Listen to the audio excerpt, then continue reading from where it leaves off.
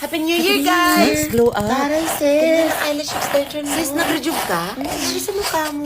That's the process lang, B. Ang galing ba? Pampaula ata na mukha, rejuve mo, Precious.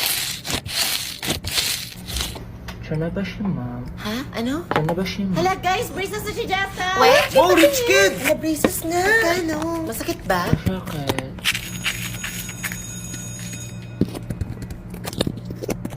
Nak, may extra red ball pen ka na? Red velvet. Meron po, ma. Scars, takot na akong masugatan.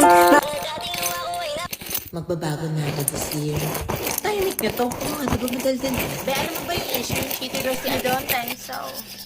By the way, when we leave, I have more important things to do instead of talking to a bastard like you. Oh! Gusto mo? Di okay lang ako. Hala, tigas. Ngat-ngatin mo na lang, te.